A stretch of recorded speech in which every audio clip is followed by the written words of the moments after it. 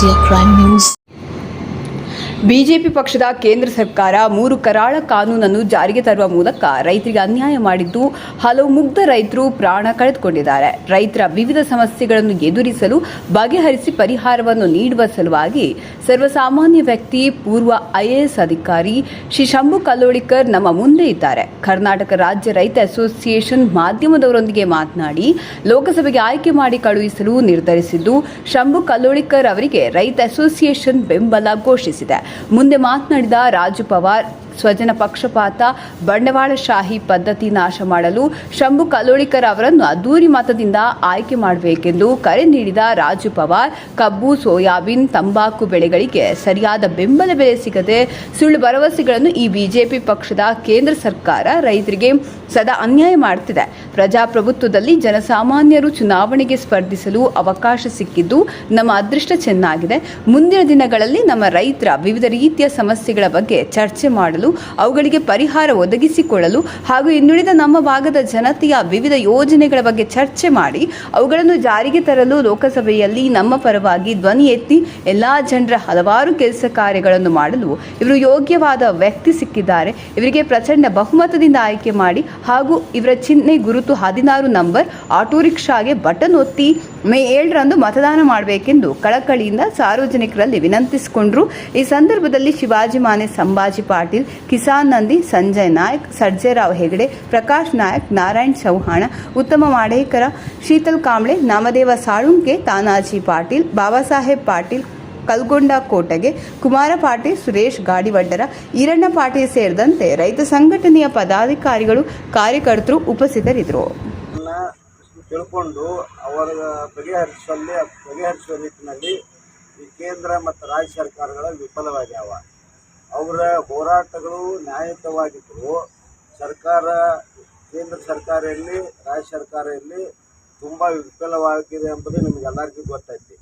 ಈ ಹಿನ್ನೆಲೆಯಲ್ಲಿ ಅವರಿಗೆ ಸಂಸದ ಮತ್ತು ಏನು ಈ ಪಬ್ಲಿಕ್ ಒಪಿನಿಯನ್ ಮೇಕರ್ಸ್ ಇದಾರಲ್ಲ, ಅವರಿಗೆ ಒಂದು ಧ್ವನಿ ಕೊಡೋದಕ್ಕೆ ನಾನು ಮುಂದೆ ಬಂದಿದ್ದೀನಿ. ಇನ್ನು ಮೇಲೆ ಈ ಇಲೆಕ್ಷನು ಮತ್ತು ಇಲೆಕ್ಷನ್ದ ನಂತರ ಈ ರೈತರ ಎಲ್ಲ ಹೋರಾಟಗಳು ಮತ್ತು ಅವರ ಸಂಘರ್ಷಗಳು ಮತ್ತು ಅವರ ನ್ಯಾಯಯುತವಾದ ಎಲ್ಲ ಬೇಡಿಕೆಗಳಿಗೆ ನನ್ನ ಸಂಪೂರ್ಣ ಬೆಂಬಲ ಇದೆ ಅಂತ ಹೇಳೋಕ್ಕೆ ನಾನು ಇಷ್ಟಪಡ್ತೀನಿ. ಅಷ್ಟೇ ಅಲ್ಲದೆ ಇನ್ನು ಮುಂದೆ ಈ ರಾಜ್ಯದ ಈ ಭಾಗದಲ್ಲಿ ಈ ಒಂದು ಪ್ರಗತಿಪರ ಏನು ಸಂಘ ಸಂಸ್ಥೆಗಳದಾವ, ಅವು ಎಲ್ಲ ಈ ಕರ್ನಾಟಕ ರಾಜ್ಯ ರೈತ ಸಂಘದ ಮತ್ತು ನಮ್ಮ ಕೂಡ ಇರುವಂಥ ಎಲ್ಲ ಈ ಏನು ಪ್ರಗತಿಪರ ವಿಚಾರಧಾರೆ ಏನು ವ್ಯಕ್ತಿಗಳು ಮತ್ತು ಸಂಘ ಸಂಸ್ಥೆಗಳದಾವಲ್ಲ, ನಾವೆಲ್ಲರೂ ಕೂತ್ಕೊಂಡು ಮೇಲೆ ಕೆಲಸ ಮಾಡ್ತೀವಿ. ಈ ಭಾಗದ ಸರ್ವಾಂಗೀಣ ಪ್ರಗತಿಗಾಗಿ ಅಂತ ಹೇಳೋಕ್ಕೆ ನಾನು ಬಯಸ್ತೀನಿ. ಮತ್ತು ಇವತ್ತು ಈ ಕರ್ನಾಟಕ ರಾಜ್ಯ ರೈತ ಸಂಘದ ಅಧ್ಯಕ್ಷರಿಗೂ, ಕಾರ್ಯದರ್ಶಿಗಳಿಗೂ ಮತ್ತು ಎಲ್ಲ ಪದಾಧಿಕಾರಿಗಳಿಗೂ ನಾನು ನನ್ನ ಹೃದಯಪೂರ್ವಕವಾದ ವಂದನೆಗಳನ್ನು ಮತ್ತು ನಮಸ್ಕಾರಗಳನ್ನು ನಾನು ತಿಳಿಸಕ್ಕೆ ಬಯಸ್ತೀನಿ. Thank you. कन्नोळकर साहेबांना कुठल्याही परिस्थितीमध्ये शेतकऱ्यांच्या समस्या मांडण्यासाठी लोकसभेत पाठवायचं आहे आणि भरघोस मताने आम्ही पाठवू असं त्यांना तुमच्या सगळ्यांच्या वतीनं वचन देतो. आणि आम्ही पाठिंबा म्हणणार नाही, कारण उमेदवारच आमचा आहे. त्याच्यामुळे पाठिंबा म्हणायची काही गरज नाही. रहित संघटनेचा उमेदवार आहे आणि प्रचार करताना सगळ्यांनी सांगायचं आहे की हा उमेदवार रहित संघटनेचा आहे, शेतकऱ्यांच्यासाठी रात्रंदिवस धडपडणार आहे.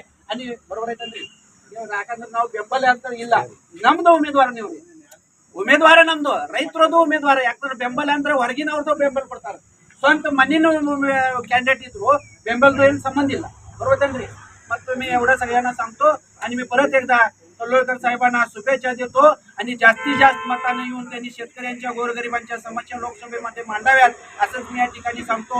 आणि आजच्या आम्ही ताकदीनं कामाला लागतो. एवढंच मी तुम्हाला या माध्यमातून अभिवाचन देतो आणि सर्वांना नमस्कार. राजू सर, तुम्ही रणांगणमध्ये उतरला होता, तर ह्या वेळेला JDS आणि BJP मैत्री युती झालेलं आहे, मग त्याबद्दल तुमचं काय म्हणणं आहे? कारण का आता आम्ही तुमच्या घरामध्ये बघितलं, दरवाजामध्ये तुमचं अजून ते JDSचं पोस्टर तसंच आहे, तर ह्याबद्दल तुम्हाला म्हणूनच यांच्यावर त्याच्या आधी तुम्ही पक्ष थांबला होता विधानसभेच्या निवडणुकीसाठी, त्यानंतर JDS आणि आज साहेबांना तुम्ही सपोर्ट द्यायला लागलाय.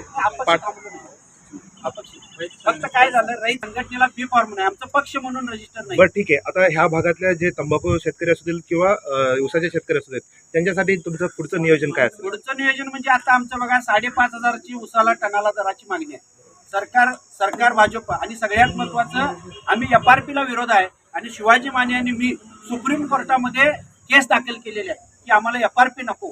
काय FRP नको? FRPच्या नावाखाली हे सरकार आम्हाला कोणतंही भाजप असू दे, काँग्रेस सरकार असू दे, हे भांडवलदार, कारण हे सरकारचं सगळ्या शासनाचं जे भाजपमध्ये आहे काँग्रेसमध्ये त्यांचेच कारखाने आहेत आणि शेतकऱ्यांना नुकसान करल्यात म्हणून आम्ही FRPलाच आम्ही सुप्रीम कोर्टालाच आम्ही केस दाखल केलेली आहे. FRP नको, आम्हाला हमी भाव पाहिजे, MSP पाहिजे आणि साहेबांनी सांगितलंय मी MSP साठी आणि हमी भावासाठी आपण शेतकऱ्यांच्या बाजूने मांडतो. मांगूर उड्डाणपूल ज्यामुळे ते महापूर होणार आहे. मांगूर उड्डाणपूल काय आता सगळ्यांनी विरोध केलाय, सगळ्या संघटनेने पाठिंबा दिलाय.